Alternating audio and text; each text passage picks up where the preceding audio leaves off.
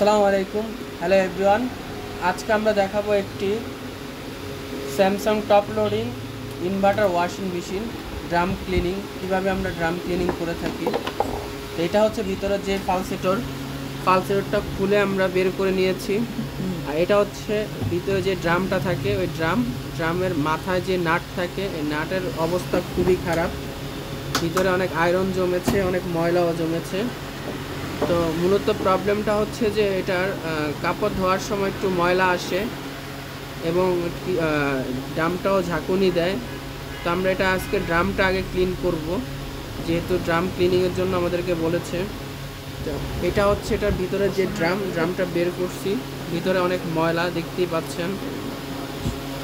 তো আমরা আজকে এটা ড্রামটা ক্লিনিং করব।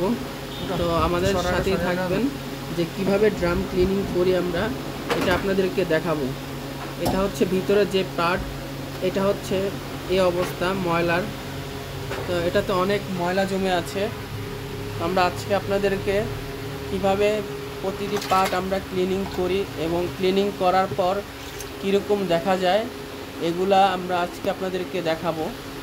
তো এছাড়াও আমরা ইলেকট্রনিক্স অ্যাপ্লায়েন্সের সকল সার্ভিস দিয়ে থাকি। তো এইটা হচ্ছে ড্রাম। তো আমরা এটা ওয়াশরুমে নিয়ে ক্লিনিং করছি ব্রাশ দিয়ে, যেহেতু এটা তো অনেক বেশি ময়লা হার্ড হয়ে আছে, তাই আমরা তারের ব্রাশ ইউজ করছি। এটা হচ্ছে পালসেটর। তো এখন এই যে ক্লিনিং করার পর দেখতেই পাচ্ছেন কীরকম চকচকে ঝকঝকে দেখা যাচ্ছে, ময়লা সব উঠে গেছে।